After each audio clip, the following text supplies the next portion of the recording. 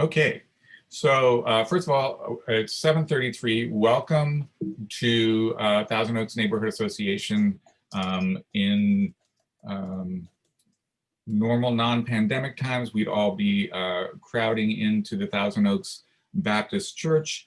I would have set up not enough chairs, and I'd be asking you all to help me set up more chairs. But that's not what's happening. We're connecting by Zoom, which in some ways is not as good. Other ways, it's kind of a little bit more accessible for some people and less accessible for others. So let me talk a little bit about the structure of tonight's meeting, but I also want to say that last night we had the Mayor and District 5 Council sessions happening, and we did record them. I messed up on recording the intros, but the rest of it is recorded, and that is posted on the TONA.org website. So if you missed it and want to see it, please feel free to go there and look at it. Tomorrow night at a slightly earlier time, 7 o'clock, it will be the Berkeley Unified School District School Board Candidates Forum, which is always very popular and well attended because I think, we have Thousand Oaks School here and people are very interested.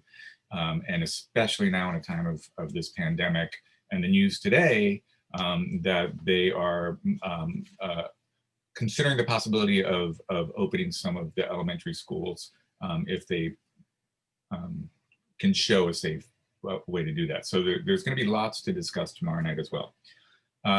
Then on Thursday and on the following Monday, that's the 8th and the 12th, Berkeley Mutual Aid is hosting a ballot markup party. This is basically like a little informal thing where you have 60 seconds where you can talk about why you like a candidate or why you like a proposition. We'll start from the state level down. We're not going to bother with the national. There's no point in having a conversation there, I don't think, at this point. And we'll work all the way down to all the stuff that's happening in Berkeley.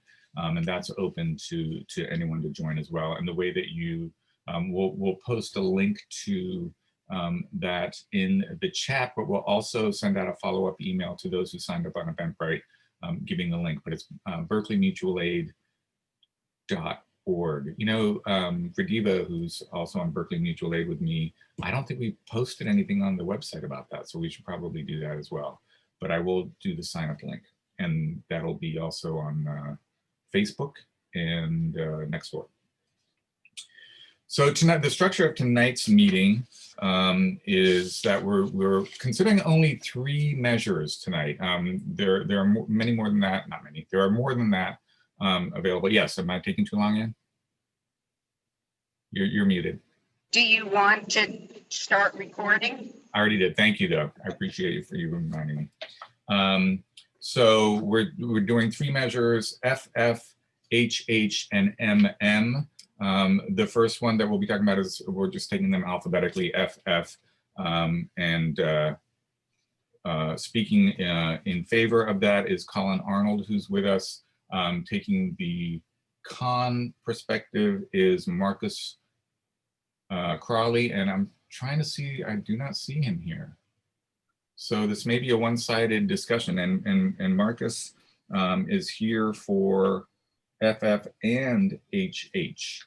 So we may just be having sort of a more informal discussion. I am asking those who aren't participating in the discussion, pro-con, or Anne who's doing the timing, or me who's doing the moderating, to go ahead and mute. We've asked for questions ahead of time. We're kind of limiting it to 3 questions. We'll see if they get discussed pretty quickly, if we can squeeze in another one. George Mattingly also helped me put this together. And George, I'm gonna go ahead and pin you too, so that you can tell me if Marcus shows up.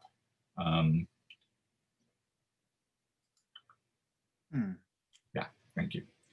Okay, so we're gonna have a reading of the measure and impartial analysis. I actually don't have that. George, is that something you have readily accessible that you want to do a quick reading of it, or should I go to the city site, or what's? Go to the city site. I don't have it open. Okay. And then we're going to have, Colin, do you actually have it in front of you? I do, and I actually see Marcus here down at the bottom. At Okay. least I see the screen with his name on it, although I don't know if his audio is up and working. Let's see, would you Can I ask you to do like, that? absolutely, would you like me to share my screen and bring you to the measure? No, I think if you just read it, that should be fine. Sure, it's obviously a number of pages. You just want the first page and the first statement? Yes, exactly. Let's keep it. Sure. So Berkeley Measure FF is on the City of Berkeley elections page, and the question is, shall an ordinance enacting a tax at a rate of $0.1047, so 10.5 cents per square foot of improvements, which is estimated to generate 8.5 million annually for firefighting, emergency medical response, 911 communication services, hazard mitigation, and wildfire prevention and preparedness until repealed by the voters, be adopted. Is that all you wanted? Yeah. Is there an impartial analysis there that can be read quickly, or is it pretty long? Let's see, impartial analysis. It looks like it's about 200 words. It shouldn't take me very long. Okay, let's do that. Thank you for doing this. Of course, City Attorney, it's a good warm up for my voice. City Attorney's impartial analysis of Measure FF. This measure was placed on the ballot by the City Council. This measure would authorize a special parcel tax of 10.5 cents per square foot of improvements, i.e. buildings or structures erected or affixed to the land for each parcel of real property in the City of Berkeley, for the purpose of funding firefighter and emergency medical response, upgrades to the 911 dispatch system, hazard mitigation, and wildfire prevention and preparedness activities. The City Council may increase the tax annually by the increase in the local cost of living or the per capita personal income growth in the state, whichever is greater. The tax would not apply to parcel improvements exempt from taxation by the city, property owned by individuals who qualify as very low income, as may be established by resolution of the City Council. The measure shall pass if approved by 2/3 of the voters voting on this measure and would go into effect on January 1, 2021. It would remain in effect until repealed by the voters. Alternatively, the City Council could, without voter approval, reduce or eliminate the tax, add or modify exemptions, or amend it in any way that does not increase the tax. Financial implications: the tax is estimated to generate 8.5 million annually. The proceeds shall be placed in a special fund to be used only for the following: local firefighter and emergency medical response, including hiring and training personnel and upgrading safety equipment and facilities, upgrading and modernizing the 911 dispatch system to implement and maintain a system to provide emergency medical dispatching, wildfire prevention and preparedness activities, including but not limited to vegetation management, hazard mitigation, public education, evacuation planning, and an emergency alert system. The above statement is an impartial analysis of Measure FF by Farima Brown, the Berkeley City Attorney. Okay, thank you so much for doing that. So Anne is our timer. She's also pinned here. Marcus, thanks for joining us. And I want to make sure that both of you are able to see Anne. She will be holding up signs when your time is getting down at 30 seconds, at 15 seconds, and then a stop. And if you go much beyond that, we'll just mute.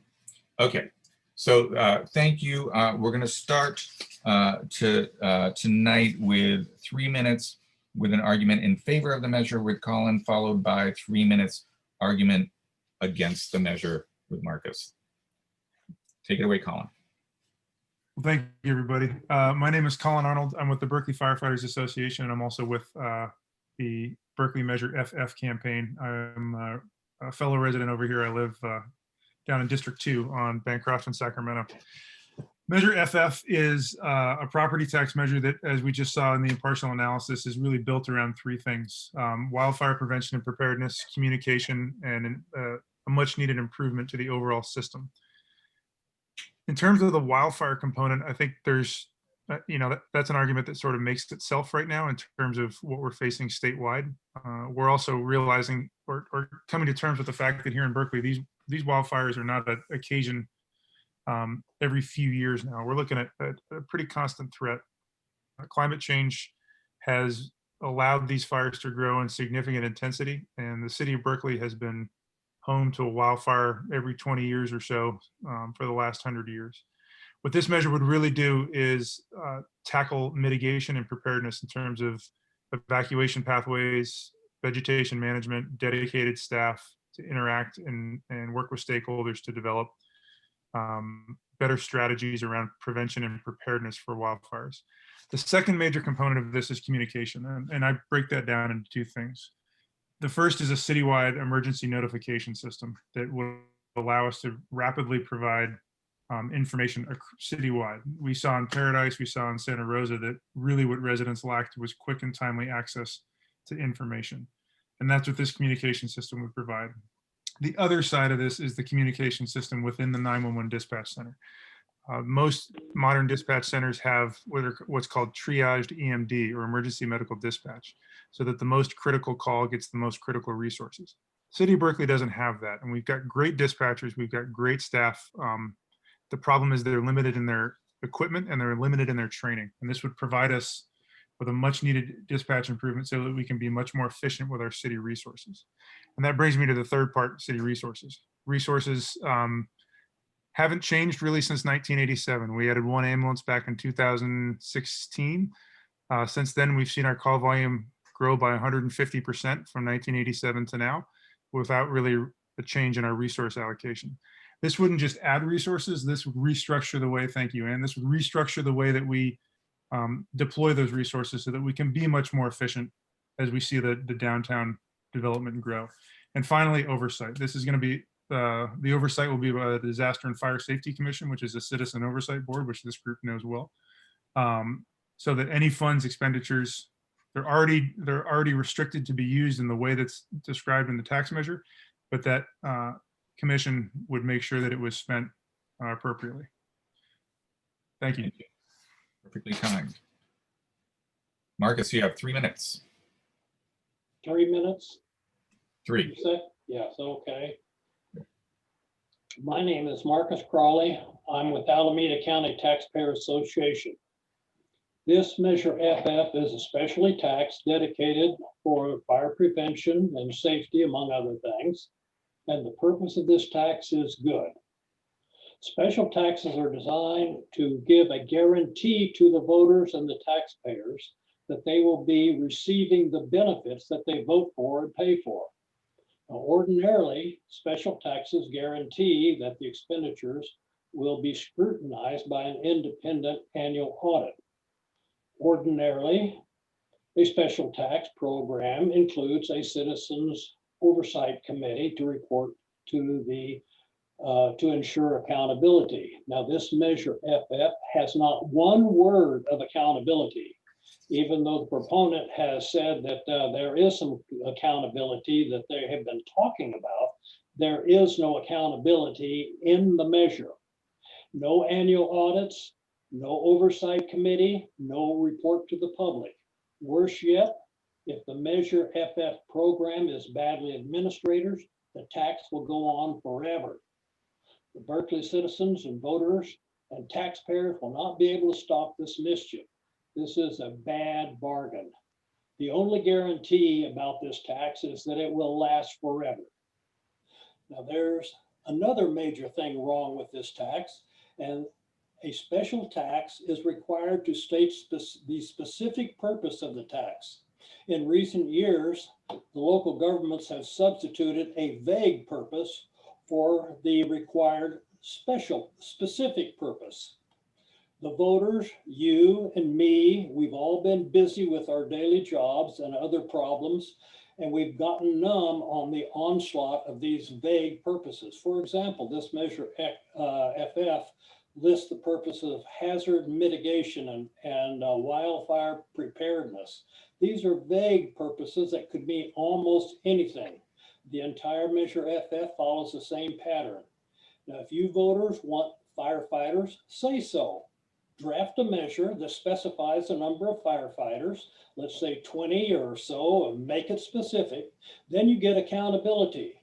Let the city do all the vague chores with taxes from the general purpose fund. As long as Berkeley citizens and voters continue to accept new special tax measures that are vague with no accountability, the cities will continue to draft these misleading tax measures. So stand up for your right to have specific purpose for a special tax. Demand accountability. Thank you very much. So we actually got quite a few questions for Measure FF, and you know, I'm going to say that there are probably people who submitted questions who might be disappointed that their questions aren't answered. We're going to try to go with the three that kind of group the questions together. And what we're going to do is we're going to allow each of you to spend a minute and a half responding, answering the question and responding to it. And we're going to start with Marcus and then go to Colin. And we're just going to kind of switch that order back and forth for this. So the first question has to do with, first of all, this is, everyone should note that this is the only measure, I believe, that's on the ballot that requires a 2/3 vote in order to pass, because it is a special tax measure. The last firefighter tax measure that we had, I believe, was Measure GG. I can't remember what year that was, but part of the question was asking about how does this measure fit in with that one, and historically, you know, we had funding after the 91 fires that had set aside fire zones and a fair amount of money in order to do things like, you know, wilderness, basically planning around the places where people lived right against the wilderness time, so wilderness area. So specifically, how is this measure going to work in addition to the Measure GG that already happened? And are we going to get back any of the funding that specifically came in response to the 91 fire and then went away? Is that going to help? So Marcus, the question is really about how does this measure fit in with other measures that the city of Berkeley has passed in the past around firefighting? Well, that's an excellent question. And I think that the fact that the ordinance that supports this Measure FF and all of the verbiage contained in Measure FF doesn't mention a word about it.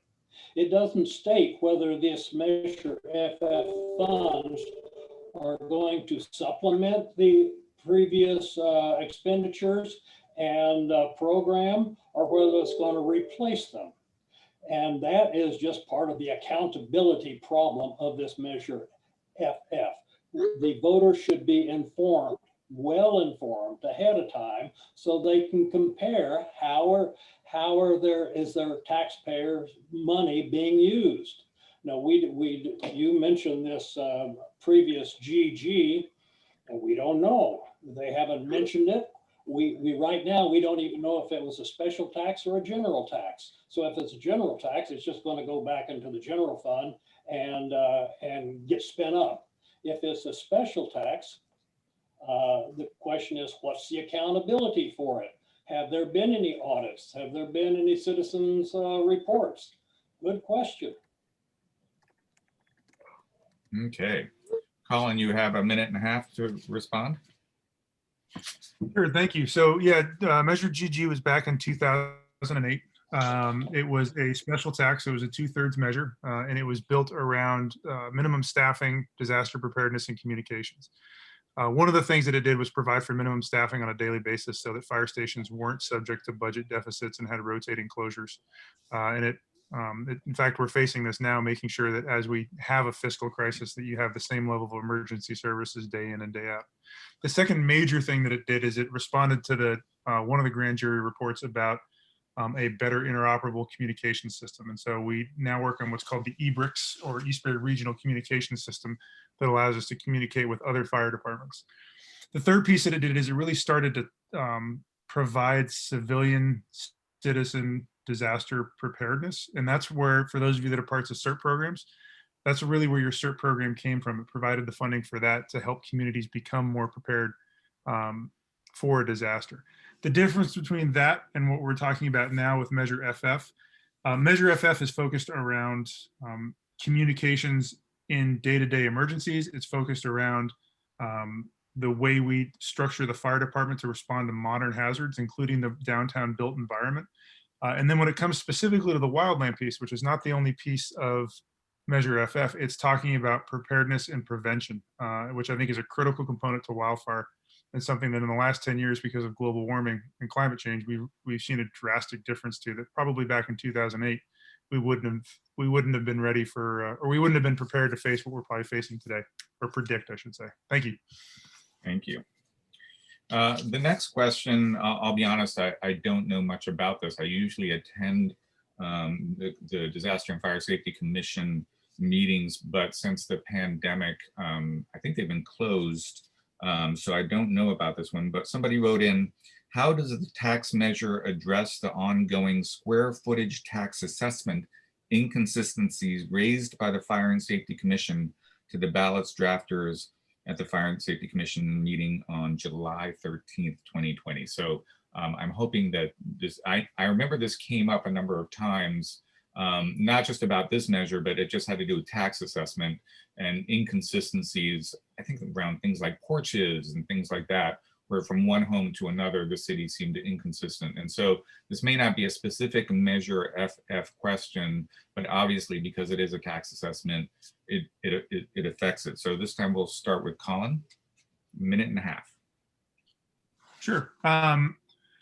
Yeah, I think that Disaster and Fire Safety Commission meeting opened my eyes as well. And I think it's important to note that although Marcus makes a good point that the oversight isn't written into the tax measure, based on the way tax measures rolled out this year because of COVID, it wasn't until after the fact that the city council passed the budget, or I'm sorry, passed the item at the city council meeting to allow for oversight. So although it's not written into the tax measure, it is written into Berkeley law.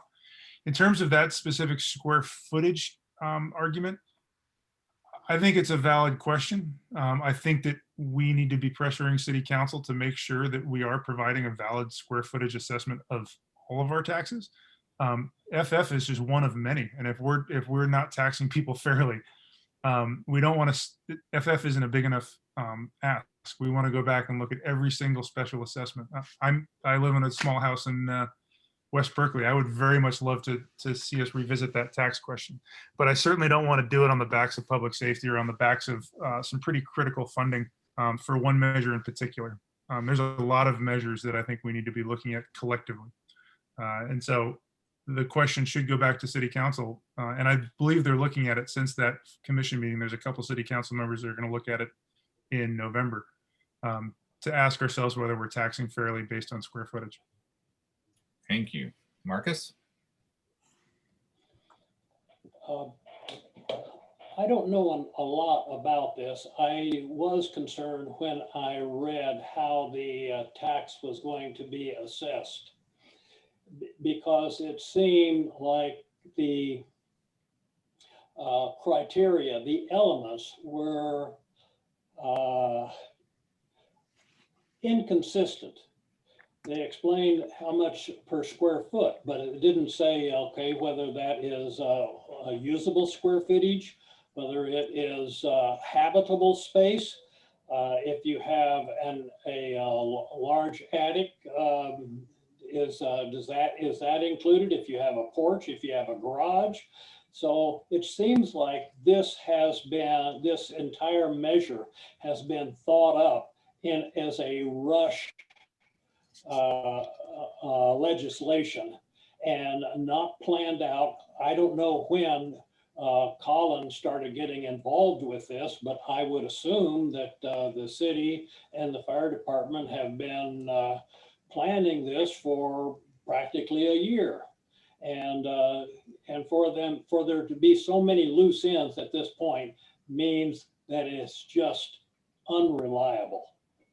So why don't you just send it back and get a good tax measure, a good special tax with specific purposes and a good pay structure. Okay, thank you. This is sort of a general question that tries to tie up a whole bunch of questions about how what the money is being spent on. And I think, Colin, you addressed that at the beginning as to what it's being broken down by. But what are the things that this doesn't cover that we should be concerned about? So in other words, we've talked about communications, and we've talked about things like the wilderness interface. But are there things that given that wildfires are on everyone's mind at this point, are there things that need to be done that are not a part of this measure FF? And I think the question that's being asked is, are we going to be asked to do more, to sort of contribute more soon?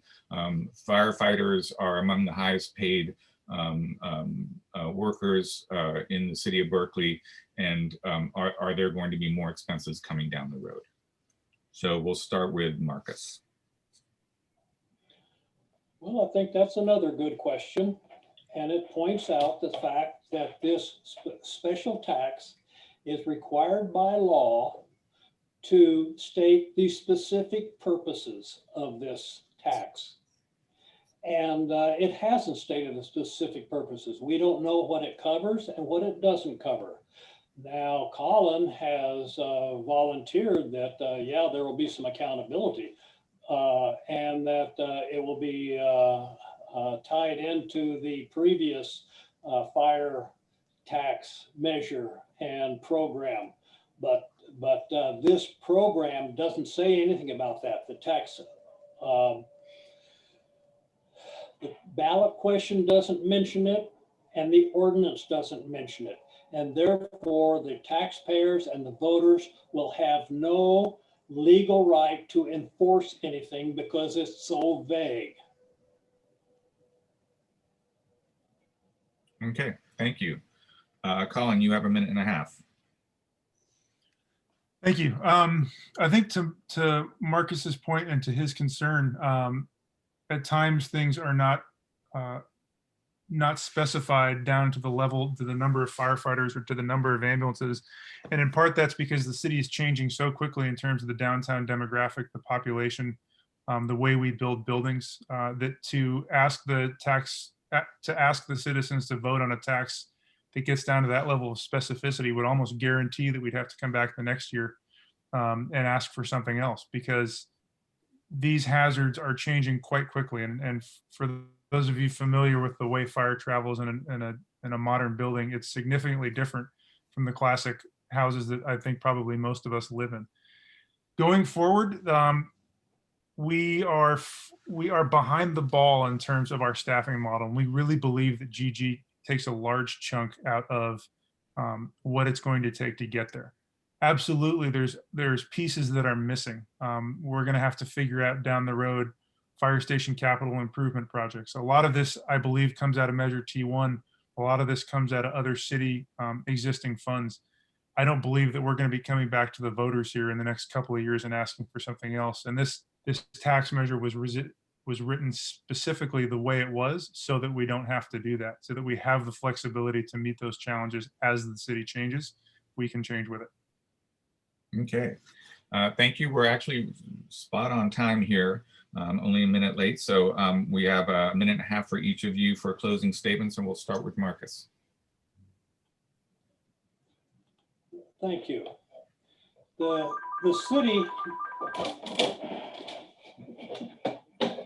city has an understandable reason for drafting this measure with vague purposes, because, as Colin says, they want flexibility. Flexibility is the open secret. Occasionally, in a moment of candor, proponents like Colin explain that the vague purposes are to provide flexibility for the unexpected needs. The problem with flexibility is it's illegal for a special tax. For flexibility, the Constitution requires general taxes. A special tax is designed for a specific purpose, so the voters and the taxpayers are guaranteed of a specific result. In 1996, California voters passed Proposition 218, to correct local government expenditures of taxes in a willy-nilly fashion. The city has designed Measure FF purposes to sidestep the voter protection. This measure has no provisions for citizens to even figure out what happened to the $8.5 million after it's spent. The Berkeley citizens should have a robust firefighting and hazard mitigation program. This program has no program. Please do yourself a favor and your children a favor and vote no on this skimpy program, and immediately organize a well-designed program with budgets and goals and identifiable projects. Don't saddle your children, grandchildren with this garbage tax. Thank you, Marcus. Okay, last minute and a half, Colin. Thank you very much for having us here tonight. And I'm sorry we didn't get to all the questions. This has been probably 10 years in the making. We've started approaching City Council with some of the challenges we're facing in 2009 and 2010. We formulated reports back then that we share with them. And this manifests itself in January in a report from the Berkeley Fire Chief. And I really encourage you to go to the January 28th meeting minutes or go to records online and search for the fire department presentation from January 28th, because that really does highlight some of the challenges we face, and puts it in real numbers. For those of you that are looking into the history of this tax and where it came from, that's a great place to start. As for that, as for where we go from here, I think we face some pretty considerable challenges as a fire department. Right now, your ambulance for your neighborhood is at a station 2. 30% of the time that ambulance is on a call. That means 30% of the time in your neighborhood, and the same is true in my neighborhood, your first due ambulance is not available. Your second due ambulance is coming from Derby and Shattuck. I don't think that that's the kind of emergency service that I want to depend on. And I believe that's one of the main driving forces behind this. If you're okay with it, for anyone else that has questions, I'd like to leave our website in your chat box, and on there you'll see an email address. You can email that. Any questions you have, a Berkeley firefighter, it'll probably end up being me. We'll respond to your question as quickly as we can. I do want to hear these questions. I think they're important as a fellow citizen. I appreciate the fact that everyone is taking this seriously tonight and at this meeting. So thank you very much. Have a great night. Thank you very much, Colin, and thank you, Marcus. Marcus, you're going to be staying on for the next one. We're only a minute behind, so thank you. And we're going to take a moment, just a stretch break. Zoom calls can be really stressful, even if all that you're doing is sitting there. I'm going to take a break. Okay. Okay.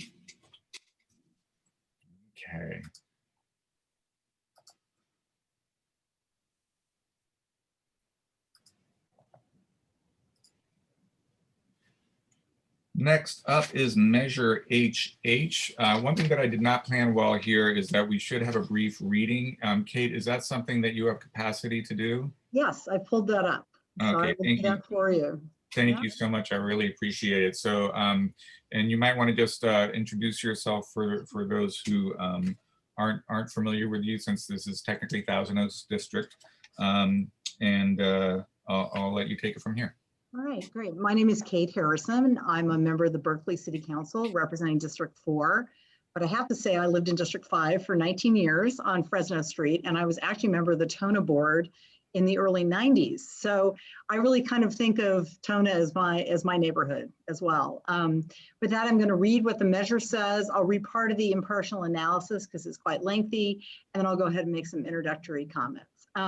The ordinance language says, shall an ordinance increasing the utility users tax on electricity and gas from 7.5% to 10%, with exemptions for low-income users for general municipal services, including programs to equitably reduce local greenhouse gas emissions, and authorizing the City Council to increase the gas users tax by an additional 2.5%, with the total tax estimated to generate $2.4 million annually until repealed by the voters be adopted. And I'm going to explain that extra 2.5% in a minute.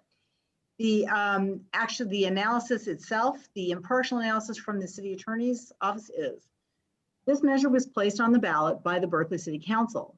The measure would increase the utility user tax on electricity and gas from 7.5% to 10% and authorize the council to further increase the tax on gas by an additional 2.5%. Utility users taxes are taxes on the use of utility services in the city of Berkeley and are generally measured as a percentage of the charge for the utility service.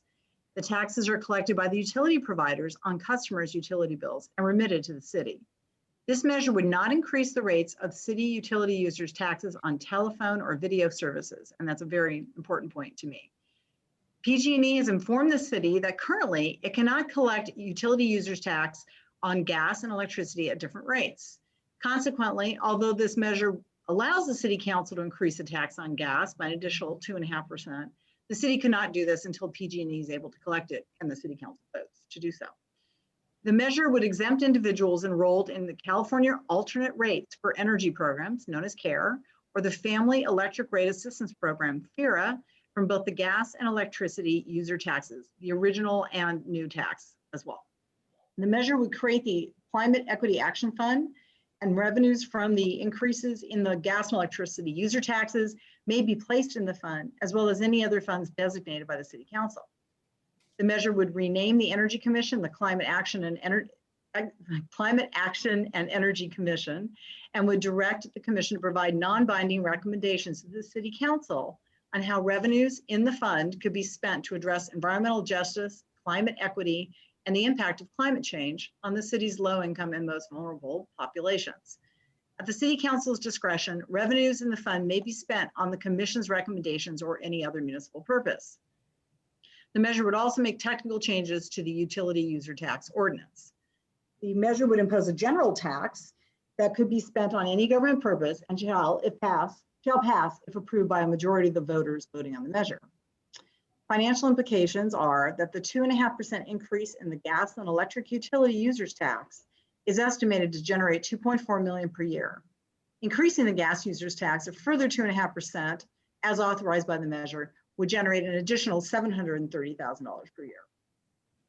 The above statement is an impartial analysis of Measure HH, Farima Faiz Brown, Berkeley City Attorney. Now I will go to my comments. And I'm going to get my picture back up because it's very odd speaking into the void that way while reading. I want to thank everyone for having me here today. This measure began as a simple idea, an idea that we needed. Yes, I got, thank you, Dave. This measure began as a simple idea, an idea that we need to generate revenues to help us combat climate change. The federal and state governments are not coming to save us. I woke up on Wednesday, September 9th and thought my alarm had gone off too early. The sky was the color of blood oranges and the ash was falling. It was not my alarm that was off, it was the climate. The earth was demanding that we pay attention. That day redoubled my resolve to pass Measure HH. The impact of climate change is compounded for those of us who do not have the luxury of working from home or even indoors, and those who don't even have an indoors at all. I think of Berkeley's essential workers collecting garbage, delivering food, and doing construction work in the heat, smoke, and now the dark. I worry about how the elderly, disabled, and immunocompromised will deal with the dual impacts of it being too hot to stay indoors and too smoky to open the window. To date, most of our local climate approaches are based on incentives that are advantageous to those of us that are better off, but they fail to address renters and are cost prohibitive for low-income property owners. While some of us can afford an electric vehicle and the needed charging infrastructure, many working people must continue to drive older cars or take increasingly less regular public transit. The most energy inefficient residences in Berkeley are older homes and apartments without sufficient insulation or heating. These are the same homes that produce the most greenhouse gases. Improvements here can reduce residents' energy costs, improve comfort, and literally insulate vulnerable children and elders from the direct impacts in their homes while protecting the rest of us by reducing greenhouse gases. Measure HH, a change in the Berkeley utility tax is the cleanest and most directly relevant route to fixing our climate challenge while making moves towards more equitability. The measure exempts the lowest income residents from the existing 7.5% utility tax, saving these households hundreds of dollars a year. My computer's plugging in a year, and increases the tax on others in a use more, pay more model of $2.50 for every $100 of energy expense. The measure envisions a combination of specific programs from subsidized transportation like shuttles and membership in scooter and bike share programs, The program is to reduce the climate impacts of our residences through energy efficiency programs that also hire community members into good green collar jobs. Other programs can include free or subsidized air purifiers and for vulnerable populations and N95 masks for day laborers and the unhoused.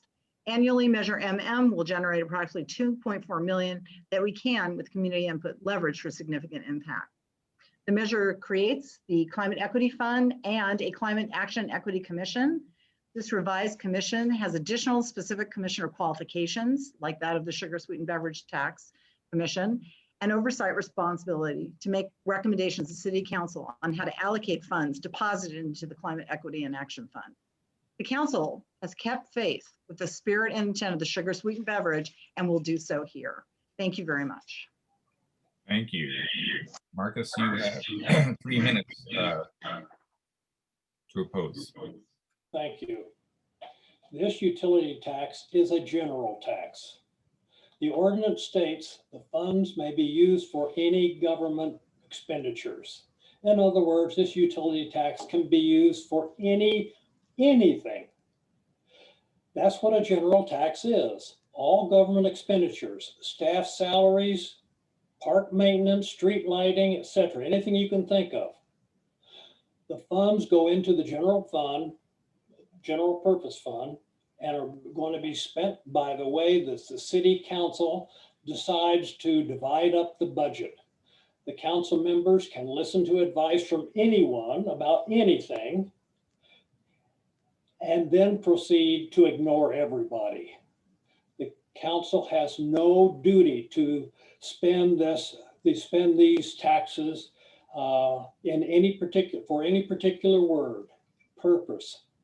That's the way a general purpose fund works. The city will not be dedicating this utility tax to climate purposes. A modern gimmick of general tax measures is to gussy up the ballot measure with attractive purposes that might be spent on. That's exactly the gimmick that this utility tax is using. Yes, the money might be spent for this climate thing purpose. The money could be spent in this manner.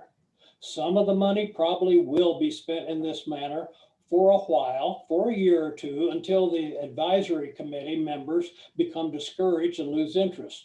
Then the city council can skip all of these purposes that the voters thought they were going to get and simply spend the money on this forever tax on the most important purpose that the city council has. That is their pensions.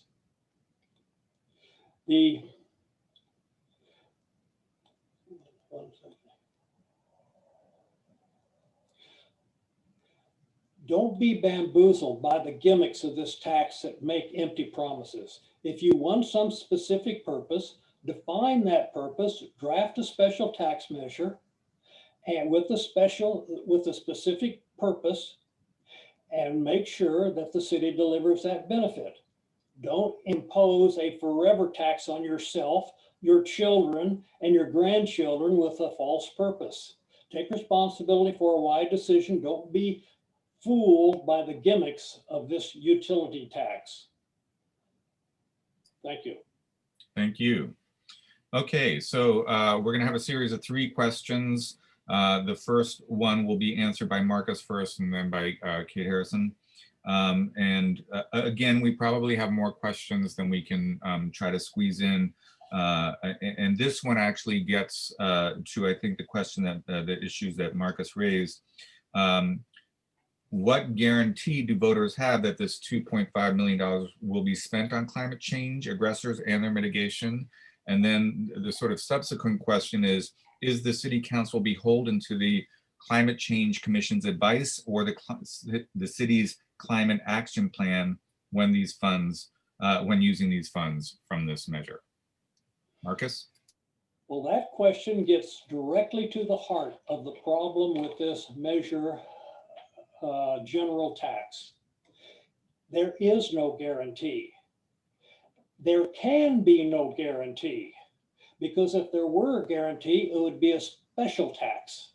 So it's a general tax that goes into the general fund, like I said, and can be spent on anything. And this measure goes to great lengths to pretend that this oversight committee, advisory committee is really important. They shall impound this committee. And then it goes ahead and explains that the committee's advice can be ignored. So there you got it. If you vote for this tax, you're voting for an empty promise. So if you want to give up and just say, yeah, we're giving it to the city and we're going to hope the best, yeah, go ahead and burden your children and grandchildren with this tax, but it's not going to do anything for you. Thank you. Kate, you have a minute and a half. I should say I cannot see the signals for timing at all. I don't know where they've gone. So I'll do my best. Just alert me. Okay. I'll start now. If you change your view, I think to the speaker view, that may help. I don't know. Okay. I'm on speaker view and I don't see it. So you'll let me know. I'm fine. Thank you very much. Council spends $400 million a year in tax revenues without daily oversight by voters and other residents. The way we hold electeds accountable is by electing and unelecting them. You are our bosses. You tell us what you want to see. I have to say the sugar sweetened beverage tax introduced in 2014 has been spent entirely in line with the measure as passed in 2014. Measure P, the transfer tax to use for homeless services, has been spent entirely in line with the purpose which was stated on the ballot. We know that the commission and the climate action plan will guide our actions, but we're not just interested in how we spend money. Frankly, I see this measure also as a price signal. If I have to pay $2.50 more a month, on a $100 utility bill, I'm going to think more about turning off my lights. We are trying to save the climate. So the money is part of it, and the money will help you. It will help you participate in free shuttles. It will help you insulate your home. It'll help you do a lot of things. But more than that, it will help all of us think more about when we use our utilities. Thank you very much. Thank you. Okay, so the second question will be answered first by Kate Harrison and then by Marcus Crawley. Again, this sort of ties in two questions together. Specifically, the question is, will the utility users tax affect residential rooftop solar or wind electricity systems? And then also, do homeowners with solar panels pay this tax, or will the tax burden fall on those middle income residents without solar panels? The tax is paid on the basis of your utility bill. So some people with solar panels generate more than they need, and they don't have a bill for electricity, but they will still have a bill for gas, so they will be paying that. Other solar panel owners like myself, we use a bit more because we also have an electric car and a heat pump, et cetera, and I will be paying the tax on the balance of that bill. Moreover, the funds will be used to help other people get solar that right now do not have a chance of doing that. Our low-income neighbors have no opportunity to participate in incentive programs for any of these things. I'm particularly lucky to be born where I was and to live where I do and to have the wealth that I do. And that has allowed me to be a green person. But we shouldn't be denying that to others. And we should not be affecting the health of children who are much more likely to realize they have asthma because of burning of natural gas in their homes. So I think this does a lot for people, A, and B, it is spread across the entire utility bill. Thank you. Thank you. Marcus? I think that this question gets to the heart of the poor drafting of this general tax. It does not answer a very obvious question like this of what impact will the tax have on collecting regarding solar panels and other alternative energy sources. But just keep in mind that it's a general tax and all the money that it will collect will go to the general fund. And regarding Kate's claim that it's going to be, everything's going to be just fine, because look at the great job they have done with the sugar tax. We don't know, because the sugar tax was a general tax, and it could be spent in any way with no accountability. So there's no accountability even possible with the sugar tax or this tax. Thank you very much. Okay. Moving on to the last question, question number 3. We'll start with Marcus and then go with Kate Harrison. Again, it sort of ties into what we've talked about already, and it has to do with the issues around gas versus electricity. The first question is, why should gas be taxed at a higher rate? And obviously that's not possible yet until PG&E has that capacity, but that is the plan down the road, as I understand it. And again, how does that affect equity issues of people who, don't have the capacity to buy expensive and, electrical induction stoves and ovens and that kind of thing? Marcus? Well, for the most part, I'm going to pass on that question. I'm a member of the Alameda County Taxpayer Association, and our mission is to get accountability into the taxes, both the way they're imposed and the way they're spent. So this is a general tax. I can give you advice about don't do it because you're being bamboozled. But as far as how the breakdown of this tax or the way it's going to be imposed or spent, I leave that up to the voters. Okay. And if the voters are well informed, they'll make wise decisions. Thank you. Kate? I'm very happy to answer that question because it goes, as Marcus would say, to the heart of the matter. GHGs are produced by natural gas. They are not produced by electricity at the home end. And in fact, in the Bay Area, we have our community energy organizations producing 85% clean energy through electricity, through solar, through wind, et cetera. This is an important move towards moving us to a cleaner environment. GHGs harm people at their homes and they harm children with asthma. Having natural gas in your home is actually somewhat more dangerous because it runs under earthquake fault into your house. But we're not telling people today, get rid of every gas appliance. We're incentivizing people to trade out the ones that they want to trade out. I traded out my furnace for a heat pump. It is 3 times more efficient than the most efficient gas furnace. I could make that decision again because I could afford it. I'd like to give low-income homeowners the opportunity to make that decision. Also, in general, the technologies have improved so much on these electric devices that their efficiency just cannot be compared. It was true about 40 years ago that gas was cheaper per unit. But what's happened now is you use many fewer units when you use electric appliances. So people will actually save money.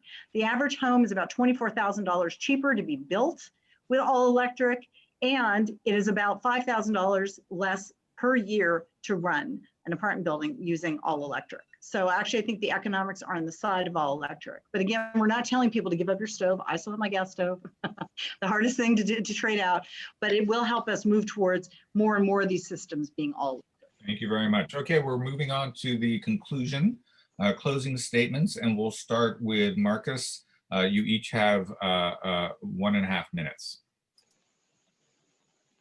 Thank you. Now, we're all adults here, so we can talk about things exactly as they are. We understand that the true purpose of this tax is to create programs that reduce local greenhouse gas emissions. Just like the ballot question states, Berkeley citizens and leaders want the attractive purposes of this utility tax, but don't want to risk the 2/3 vote approval.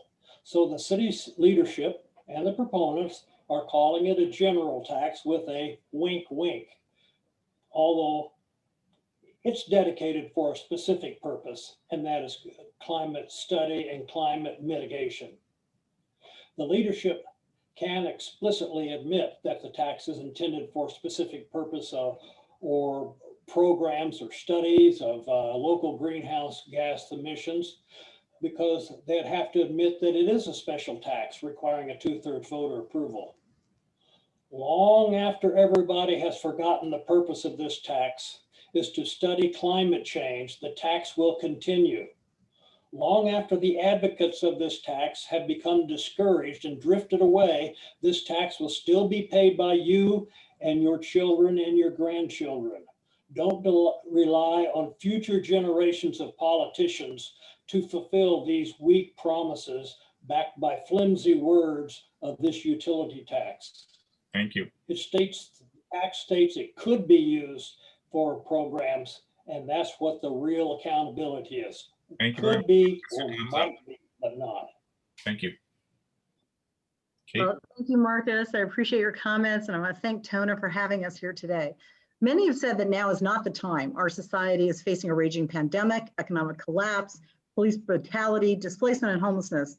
They believe we cannot afford another measure increasing even minimally, very minimally, the cost of living. To them, I say we cannot afford the wait.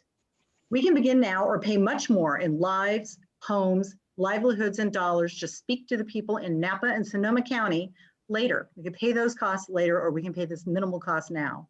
This modest increase is a small down payment on the much deeper and more dramatic necessary changes. Let's get started now on these long overdue changes. We can begin to slow down the climate crisis, and we certainly can protect those most impacted. And Marcus, I and every one of my colleagues have examined every dollar spent by the Sugar Sweetened Beverage Commission, and I will assure you and can send you the records if you would like them, showing how each of those dollars have been spent. We have reduced the impact of sugar sweetened beverages on our children immeasurably in Berkeley. We're not asking other towns to do this. We're asking our residents to think about our better health and safety. Thank you very much. Thank you very, very much, both of you. We're going to enter the next stage. Again, we'll do another stretch break. Allow me a little bit of logistical time. And I'm going to try to get the other speakers up for Measure MM coming up next. Thanks again. You're welcome.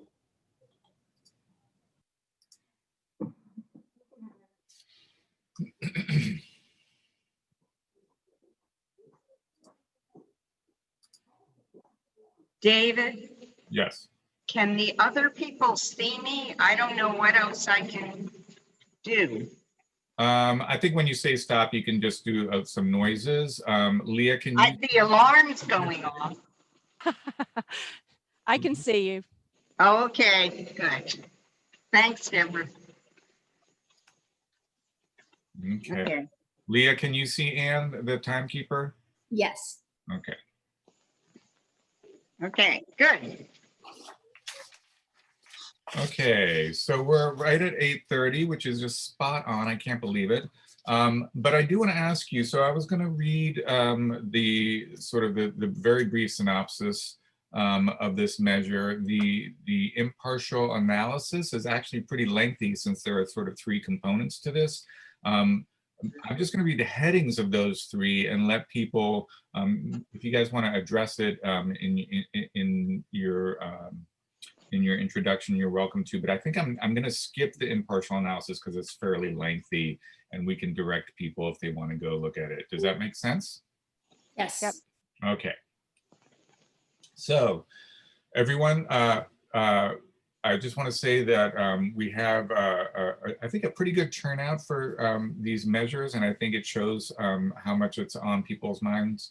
And I know that this measure, there's a lot of meat to this one, so I think there's a lot to be discussed. I don't have a huge number of questions necessarily, but I think there's certainly a lot to talk about. So if we end up not having enough questions, I think that's okay, but what we might do is expand a little bit of the time for each of you to do that. So I'm going to go ahead and dive in and read the basic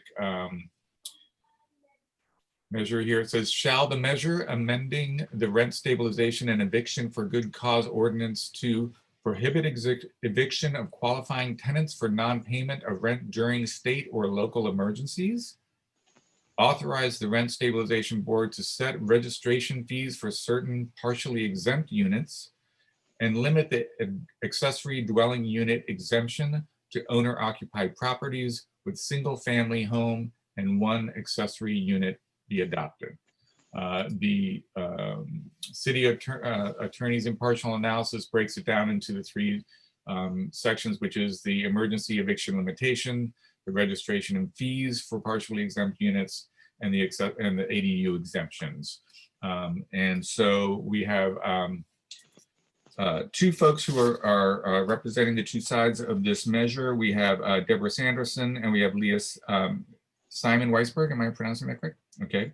And what we're going to do is we'll start with the argument in favor of the measure. And Leah, take it away. Great.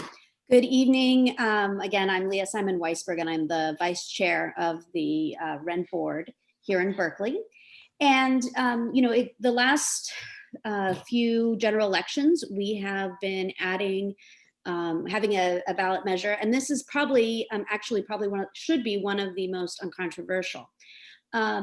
Exactly as described, there are three components. One is to codify the emergency eviction protections so that if we have another emergency in the future, that it's easier for the council to take action. And we want to ensure that the protections that council did put in stand and protect tenants moving forward. The other is that we are expanding so right now only landlords who own rent controlled units pay a fee to pay for the rent board. Just to be clear, there's no tax dollars used to pay for the rent board. But any unit that was built before after 1980, those landlords aren't having to share in the what it costs to provide education to tenants. So that means that all of that new construction along Shattuck, they're not having to contribute, where people who own rent controlled units are having to contribute. And we feel that it's fairer for all landlords to have to contribute, which will also result in a lower fee for all landlords. The other piece is that we want them to provide information. We have all this new construction and we don't have any data as to whether the units are empty, full, what rent they're charging. And one of the reasons that it's important is we want to know, our public policy around housing isn't working or not. And right now we're having to guess. Landlords know how much they're charging and how many units are empty, but we don't have that data. The city doesn't have that data. This will require them to provide that information like rent controlled landlords do. If you go onto the rent board site right now, you can go on and find out the rents that are being charged for any, or the lawful rent for any rent controlled unit in the city. New construction should also do that so that it's transparent, so we know what's being charged. The third part, and this is where I think a lot of the realtor community is trying to misinform folks, is that we passed Q, which said, if you have an owner occupied single family home and you build an ADU, which is a specific kind of second unit, then both units, regardless of whether the landlord lives in the back or the front, that both units, if you rent the other unit, that tenant won't have rent control or just cause. So that then the state expanded what qualifies as an ADU. You can now have an 8-unit building and 5 units you build 5 ADUs, and suddenly the tenants in the front units that have been covered by rent control for 30 years will lose their protections. And that's what we're changing. We're trying to get the law back to what we all voted for when we passed Q. Thank you very much. Deborah? Good evening. Thank you for an opportunity to speak to you folks.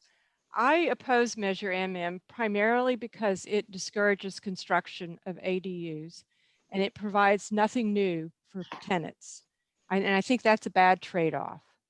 If a homeowner has already built an ADU or a granny flat and lives on the property, then it's now fully exempt from the rent control ordinance. If that owner ever adds another unit, like finishing an attic or finishing off a basement, their property will lose that exemption completely. So even though, yes, legally, they're allowed to build a second little granny flat, they won't do it for fear of losing their eviction protections, losing their exemption from the eviction protections. We are in a housing crisis. Most of the housing that is fast and inexpensive are built by homeowners. These are ADUs. They cost a whole lot less. So why would we discourage people from adding a second unit or a little junior unit? We should be doing the opposite. We should be incentivizing them to do everything they will do to build more housing. But, you know, maybe the other benefits of the ballot measure make it worthwhile. I disagree on the protections of the tenants. There are no new protections for tenants in this amendment. They reference the existing emergency ordinance that was already adopted, and that protects the tenants from eviction both now during the COVID crisis and later after the crisis is over. They claim that it will ensure that multi-unit properties will remain under rent control. And yes, that's true. But the Rent Control Board has other ways to accomplish that. They don't need a ballot measure. They can do that with a regulation. They have plenty of regulations that have interpreted state laws. And no one in Berkeley believes that our 30-unit buildings should come out from under rent control because they add one little 500 square foot unit. And third is that the third reason they want the measure is that it'll require owners of partially exempt units to register and pay a fee. So yeah, you need a ballot measure to do that, but I haven't heard justification that convinces me that requiring owners who are not subject to rent control to register with a rent control board. As to a new fee, they have provided no analysis justifying this fee. And this is as important to me as the housing issue. Alameda County Jury's audit report specifically warns Berkeley residents not to keep approving rent board fees without analysis showing that we need it. There's no other agency in the city that can do this. So I think that we can do what we need with regulations, and what's left is registration. And I don't think discouraging homeowners from building housing is worth the, that the registration should have that impact. So we have a couple of questions that we try to sort of group them together. And a lot of them are about ADUs, not surprisingly. okay. And so, the first question, Deborah, is you get to respond to first. Specifically, what's the rationale for limiting exemption from rent control to a single ADU on property with a single family home occupied by the home's owner? And I think you've talked about that a little bit already, but if you want to elaborate. Yeah, I think there are two issues to think about. One is that we have learned from analysis in Berkeley as well as City of Oakland that one of the biggest fears that homeowners have in building an ADU is the fear that they won't be able to choose who to live on their property, that they will have trouble evicting a tenant if there's a problem. And so by limiting them to one ADU, by changing the rules when we just set them 2 years ago, creates this uncertainty. And why do, we will be discouraging them from adding a second unit. If they've got one, if they add a second one, they will lose their exemptions.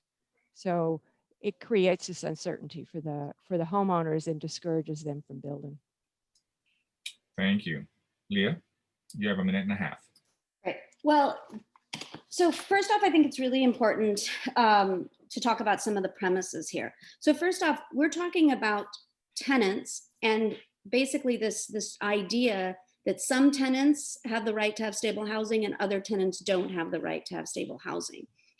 All landlords, if they build an ADU, get to decide what the beginning rent is, right? So if the market will bear $3,000 for the second unit you've built in your backyard, or the market will only allow for $1,000, you get to decide what that rent is, and none of this will impact that. What this does is it says that if you are building a third unit,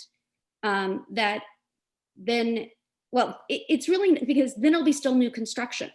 And you still will get to decide because it will not be under rent control. And even state law exempts a single family home and 2 units from rent control. And if people are saying they get to choose who they live with, you do. You interview the person who has applied and you decide who you choose. Now, you can't base it based on discriminatory reasons, but otherwise you can decide. If for some reason the tenant breaks the law or breaks the lease, you can evict them for cause. That changes in either scenario.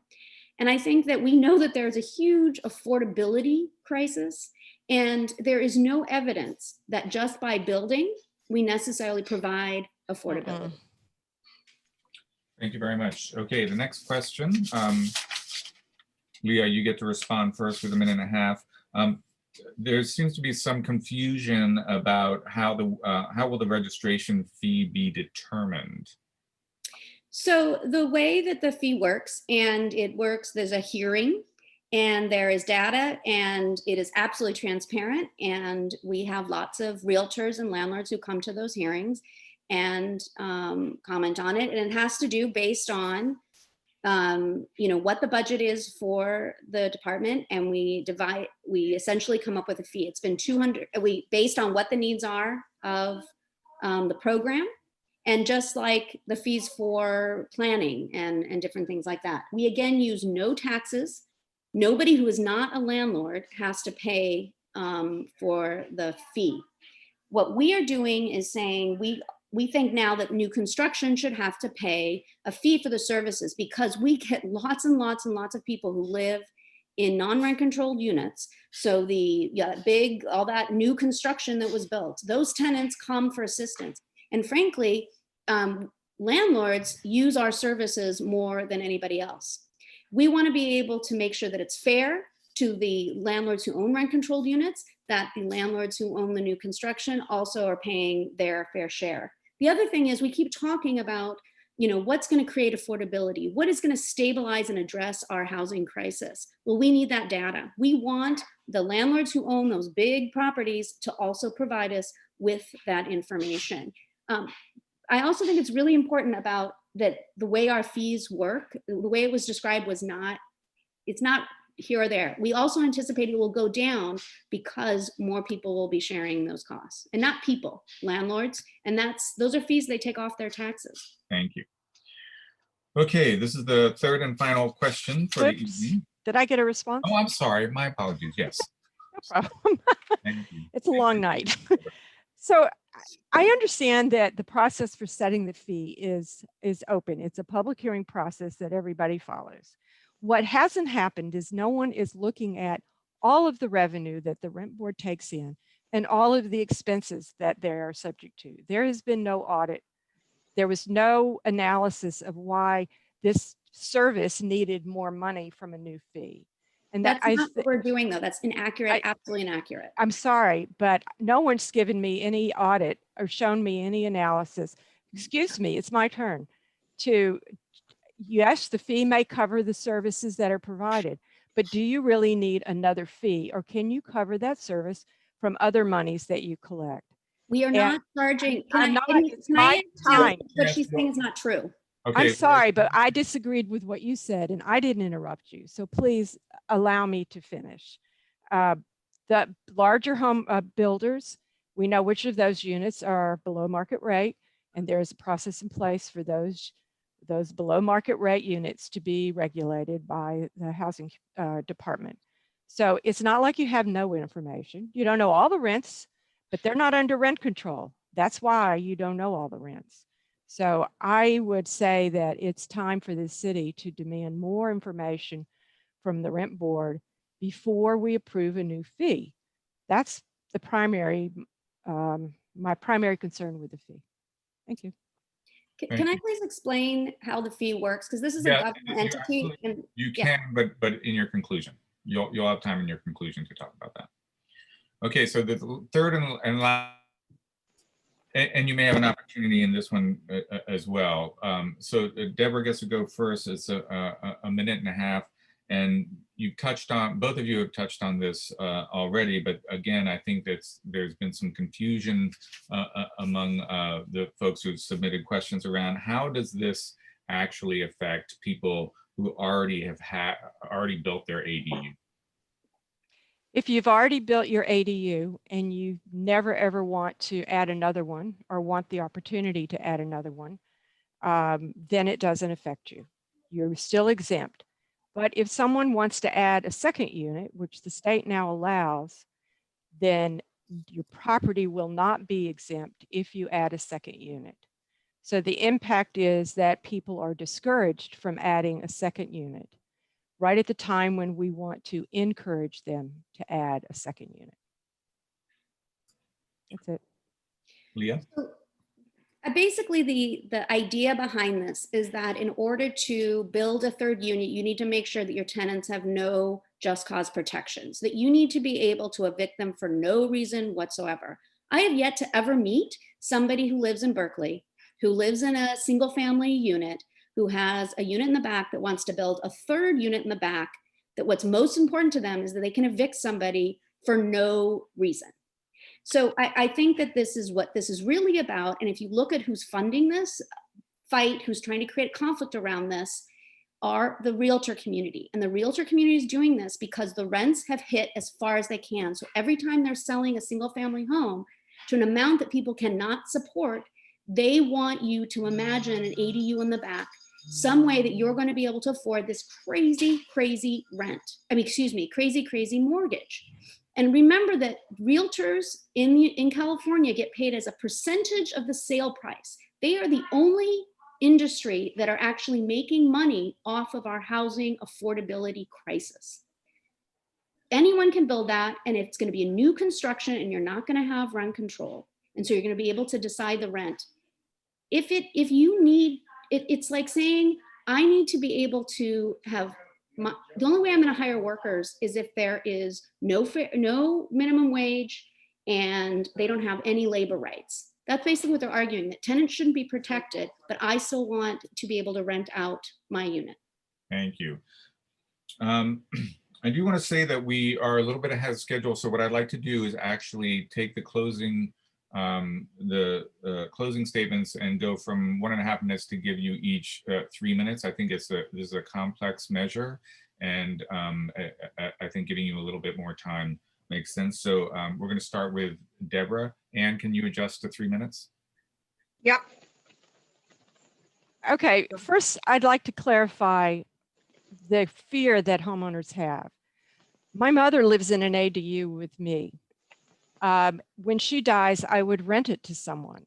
But if later I need a caregiver to move in because my husband, who's much older, is failing in health, I won't be able to ask that tenant to leave. I can ask them, but I may need that unit for some other relative or for a caregiver for someone, or my daughter who can't find housing within five-hour drive from here. It's not that homeowners want to be mean and evict people. It's not because they don't think they have a right. It's because when they invest in building this unit, they want the freedom to use that unit to solve their own family's problems. Yes, they interview this person when they come in, but there can be problems in getting someone to leave, and we're all aware of some of those problems. So it's the fear that they have, especially I found it with older single women who are afraid something will happen and they won't be able to get the tenant out of the unit unless they pay a large fee and hire a lawyer. So it's not that they're mean people. In fact, accessory dwelling units have a much lower turnover rate than regular market rate units. They're called naturally affordable because the rents tend to be lower, partly because they're small and partly because homeowners develop a relationship with these tenants, and they're not there to get the maximum amount of profit. They're there to help out and get some money. So I think that I'm not a realtor. I have no relationship to the real estate industry. I am doing this totally pro bono. I started the ADU task force. I make no money on it. I'm now a board member with the Casita Coalition, which is a statewide nonprofit, and I do all my work for them for free to try to encourage construction of small homes like ADUs throughout the state. So my big concern is that when you have a type of housing that is built almost entirely by homeowners, that we listen to those homeowners and give them the support that they need to build this housing, because this housing is of a great benefit to everyone. And and I think that it's also good for the tenants who live in those buildings. Thank you. Thank you very much. Leah, you have 3 minutes. Well, I think it's concerning for landlords to speak on behalf of tenants. I think that's very disrespectful. It's like men telling women what they think that they, that they know better. I didn't think I did, but go ahead. The other thing is that the scenario that was described is exactly why we put Q on the ballot. It was because, I mean, I don't quite understand this fear thing, and I think it's really troubling, that people are fearful of other people, but we'll put that aside. That was already passed. We already have the right to do that.